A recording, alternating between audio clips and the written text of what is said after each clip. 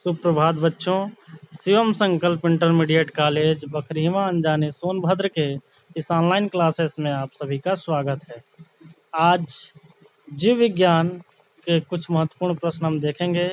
सबसे पहला प्रश्न है, फलों का मीठा स्वाद किसके कारण होता है? राइबोज, लैक्टोज, फ्रक्टोज या माल्टोज। यह 4 प्रकार के शर्करा हैं।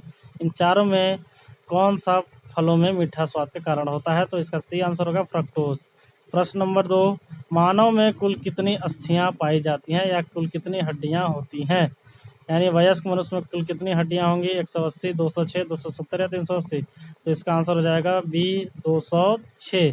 मानव में कुल कितनी अस्थियां होती हैं? मानव में कुल 206 अस्थियां होती हैं। ठीक है, अब B is the right answer. अब हम आगे नेक्स्ट क्वेश्चन देखेंगे। Next question number 3। इससे पहले आप इस चैनल को सब्सक्राइब करें और बेल आइकन को दबाएं ताकि जो भी अपडेट्स हों वो सारे के सारे अपडेट्स आपको अच्छी तरीके से मिलते रहें। मैं दीपक कुमार, इस चैनल को आप सब्सक्राइब करते रहें। आगे देखिए, प्रश्न नंबर 3, मूत्र का पीला रंग किसकी उपस्थिति के कारण होता है? पित्त, लसिका, कोलेस्ट्रॉल या यूरोक्रोम। मूत्र का पीला रंग किसकी उपस्थिति के कारण होता है? तो right answer is D, urochrome के द्वारा होता है। प्रश्न नंबर 4, मानव शरीर की किस ग्रंथि को मास्टर ग्रंथि के नाम से जाना जाता है? अग्नाशय, अवटु, पीयूष या प्लीहा। पीयूष ग्रंथि जो होता है वो मास्टर ग्रंथि के नाम से जाना जाता है क्योंकि यह मस्तिष्क में पाया जाता है। पीयूष ग्रंथि यह सभी ग्रंथियों को नियंत्रित करता है। ठीक है। प्रश्न नंबर 5, मानव शरीर की सबसे बड़ी ग्रंथि कौन सी है? पिट्यूटरी, वृक्क, थायराइड या यकृत। सबसे बड़ी ग्रंथि जो होता है, ऑप्शन आपका डी सही होगा, यकृत, लीवर। यह सबसे बड़ी ग्रंथि या largest gland of the human bodies. मानव शरीर की सबसे बड़ी ग्रंथि जो होती है वह डी यकृत होती है। इसका राइट आंसर हो जाएगा डी, यकृत। ठीक है। नेक्स्ट क्वेश्चन हम जब देखते हैं, कौन सा हार्मोन लड़ो उड़ाओ हार्मोन कहलाता है? इंसुलिन, एड्रेलिन, एस्ट्रोजन या ऑक्सीटोसिन। लड़ो और उड़ो हार्मोन कौन सा कहलाता है? आपके पास 4 ऑप्शन है। इसका अगर आपके पास राइट आंसर होगा तो आप बताइएगा। वैसे इसका आंसर होगा एड्रेलिन, बी होगा, जो ये हमारे अंदर गुस्से का कारण भी होता है। नेक्स्ट प्रश्न, मानव शरीर की कौन सी ग्रंथि एक साथ अंतःस्रावी और बहिःस्रावी दोनों कार्य करती है? कौन सी ग्रंथि है जो अंतःस्रावी और बहिःस्रावी दोनों कार्य करती है? ठीक है, यानी अंतःस्रावी और बहिःस्रावी दोनों का कार्य करने वाला एकमात्र ग्रंथि है अग्नाशय।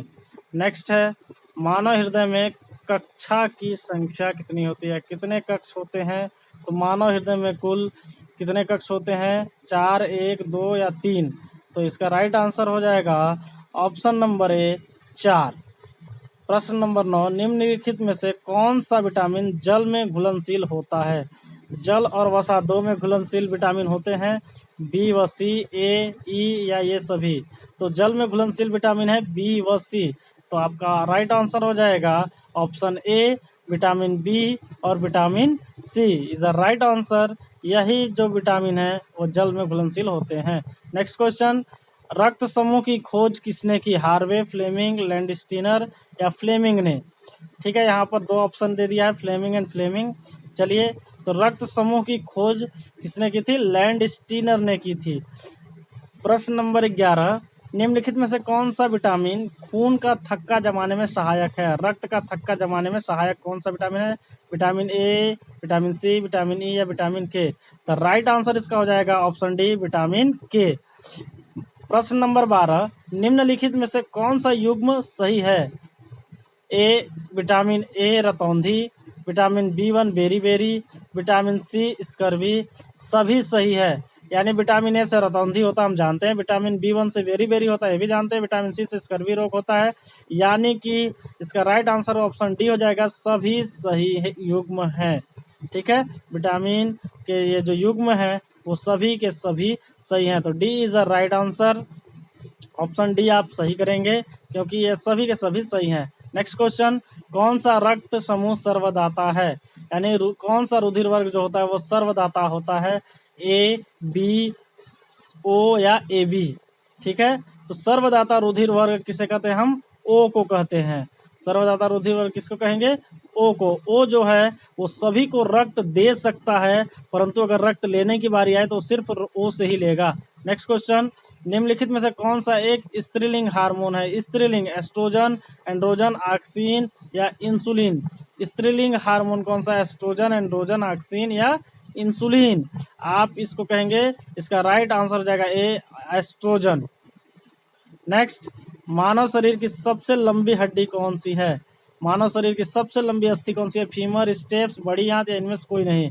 तो सबसे बड़ी अस्थि हो जाएगा option number A is the right answer, femur. Femur जो है वो मानव शरीर की सबसे लंबी अस्थि होती है। ठीक है, अब आगे हम देखते हैं नेक्स्ट क्वेश्चन,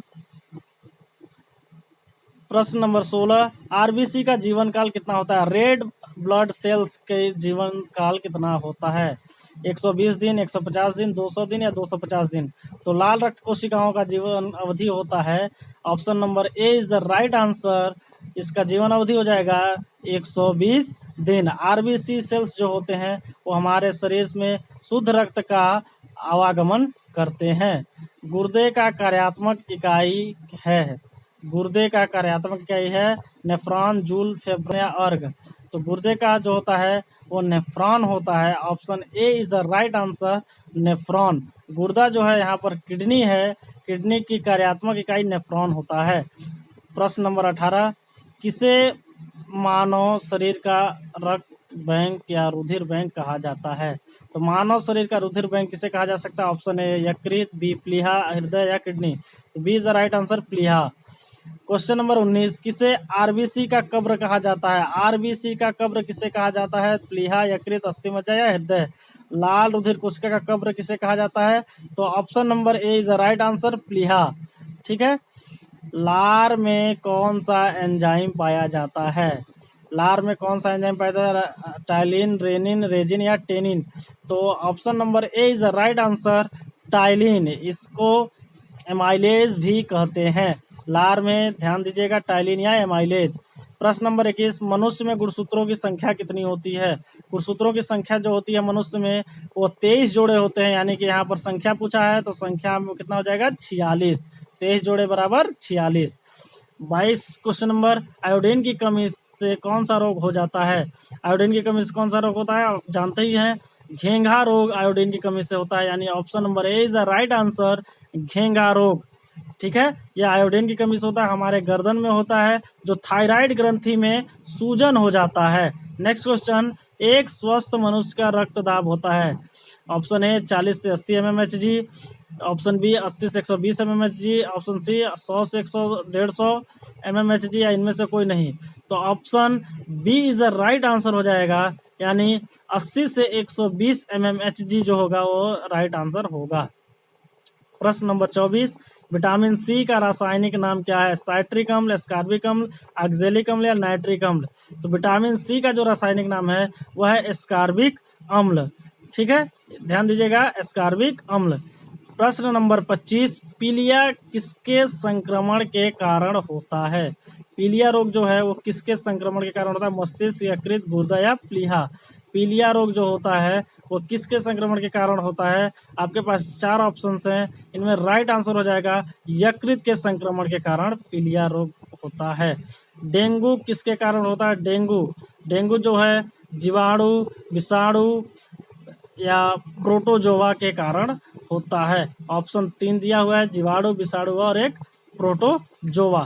तो राइट आंसर हो जाएगा डेंगू जो है वह एक प्रकार से आप सीधे कह सकते हैं मच्छर के द्वारा होता है, जो एक स्पोरोजोइट्स नामक विषाणु के द्वारा होता है। प्लेग किसके कारण फैलता है? प्लेग आप जानते हैं किसके कारण फैलता है? एक जीव है चूहा जो है वो प्लेग फैलाने के लिए उत्तरदायी होता है। तो वह क्या है? जीवाणु है कि विषाणु है कि प्रोटोजोआ है कि सभी है? प्लेग जो होता है वो जीवाणु है कि विषाणु है, प्रोटोजोआ है कि सभी है? तो इसका राइट आंसर हो जाएगा आपका जीवाणु। नेक्स्ट क्वेश्चन, चेचक के टीके की खोज किसने की? फ्लेमिंग, वाटसन, एडवर्ड जेनर या अरस्तु? ठीक है, चेचक के टीके की खोज किसने की? तो ऑप्शन सी हो जाएगा एडवर्ड जेनर। 29 क्वेश्चन, किसकी मौजूदगी के कारण शरीर में रक्त नहीं जमता है? फाइब्रिन, प्लाज्मा, हीमोग्लोबिन या हेपेरिन? हमारे शरीर के अंदर रक्त क्यों नहीं जमता है? तो उसका कारण है ऑप्शन नंबर डी आंसर हो जाएगा, हिपेरिन के कारण हमारे शरीर में जो है रक्त नहीं जमता है। नेक्स्ट क्वेश्चन, अपोहन किसे कहते हैं? फेफड़ों से। अपोहन किससे संबंधित है? फेफड़ों से, यकृत से, हृदय से या वृक्क से?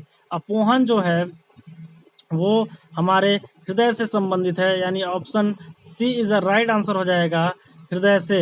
अपोहन जो है वो हृदय से संबंधित